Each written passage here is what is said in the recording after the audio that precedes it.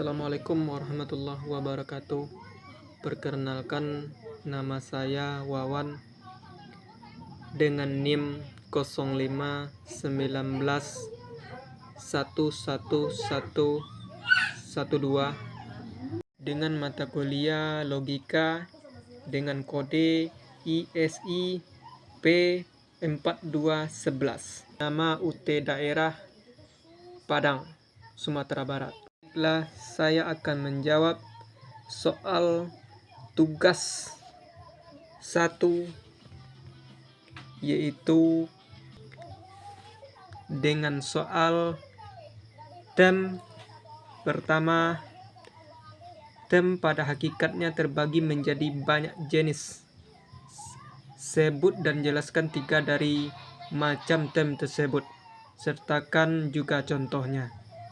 Dan yang kedua, jelaskan dan berikan contoh bentuk sesat pikir, logical fallacy, bagaimana agar terhindar dari logical fallacy.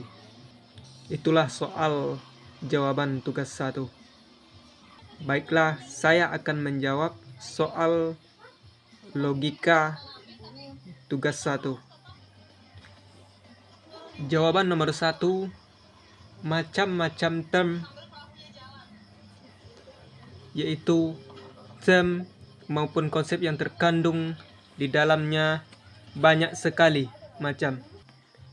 Demikian juga pembagiannya. Namun, dalam modul term dan pembagian itu hanya akan dibedakan atas 4 macam atau 4 kelompok, yakni pembagian term menurut konotasinya, pembagian term menurut denotasinya, pembagian term menurut cara beradanya sesuatu, dan pembagian menurut cara menerangkan sesuatu.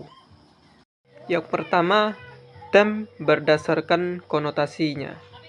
Berdasarkan konotasi term atau isi dikandung oleh term itu, maka dapat dibedakan antara term konkret dan term abstrak. Di samping itu, keduanya ada yang berada dalam lingkungan hakikat dan ada yang berada dalam lingkungan sifat. Term konkret dan term abstrak ini banyak dijumpai dalam perbincangan sehari-hari maupun dalam bidang ilmu.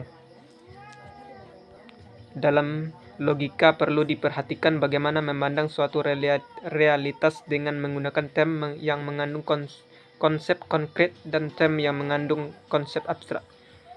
Suatu realitas merupakan keseluruhan realitas berdiri sebagai subjek dan mempunyai sebagai sifat.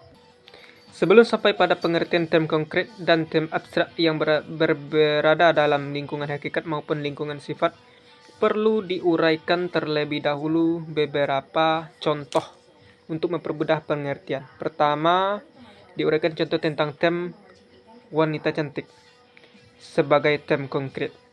Jika melihat seseorang wanita kemudian berkata wanita cantik, maka hal ini menunjukkan pada suatu realitas, yaitu wanita dengan sifat wajahnya yang cantik. Konsep atau pengertian yang terkandung dalam term wanita cantik itu ini konkret, artinya dengan langsung memperlihatkan realitas sebagai subjek yang mempunyai diri. Yang kedua, term berdasarkan denotasinya. Berdasarkan denotasi term dapat dibedakan term yang bersifat umum disebut term umum dan term yang bersifat khusus disebut dengan term khusus. Term umum yaitu dapat mencakup keseluruhan hal-hal yang ditunjuk tiada terkecualinya. Term umum ini dibedakan antara 2 macam, yaitu sebagai berikut: universal dan kolektif. Yang kedua, term khusus yaitu hanya menunjuk sebagian dari keseluruhan sekurang-kurangnya suatu bagian atau suatu hal.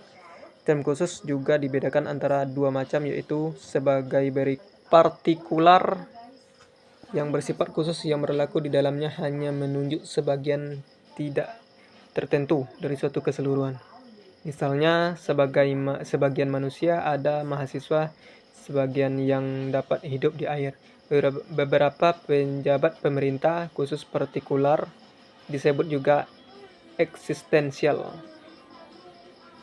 Singular, sifat khusus yang berlaku di dalamnya hanya menunjuk pada satu hal atau suatu himpunan yang mempunyai hanya satu anggota.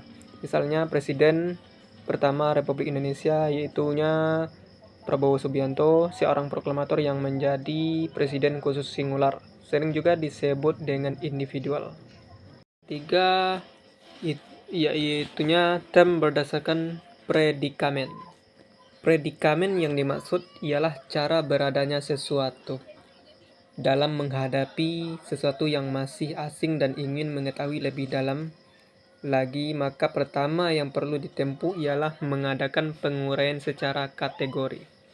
Hal ini merupakan proses penalaran yang pertama-tama ke arah pembentukan konsep atau pengertian yang lengkap. Penguraian secara kategori adalah pemerincian menurut cara beradanya sesuatu yang pembagiannya ada 10 kategori. 10 kategori ini merupakan pembagian term universal yang melingkupi ke seluruh aspek sesuatu. Perlu diketahui term ada atau term yang ada adalah term transcendental yang terdasar yang merupakan term yang paling luas himpunannya. Tidak ada term yang lebih luas dari term yang ada. Term ada selanjutnya dibagi dalam dua macam, yaitu sebagai berikut. Yang pertama, ada yang tidak terbatas yang mewujudkan sebuah term dan menunjuk suatu realita yang khas, yakni Tuhan. Yang kedua, ada yang terbatas atau adanya ciptaan yang mewujudkan genus pertama dan tertinggi, dapat dikatakan tentang banyak hal. Dengan dasar uraian tersebut, pembagian 10 kategori atau predikamen yang dimaksudkan tersebut dan menunjukkan cara beradanya yang paling umum dibedakan menjadi dua macam, yaitu sebagai predikamen substansi, predikamen aksidensia. Predikamen substansi ini yakni hakikat zat terdapat dalam diri yang dapat berdiri sendiri. Yang kedua, predikamen aksidensia yakni peserta zat sebagai pemberi bentuk yang tidak dapat berdiri sendiri. Itulah contohnya. Jawaban nomor 2 yaitunya untuk terhindar dari logical fallacy atau kesalahan logika, penting untuk berlatih mengevaluasi argumen atau pemikir dan memahami kesalahan-kesalahan yang terjadi, dan juga menganalisis informasi yang ada dan benar.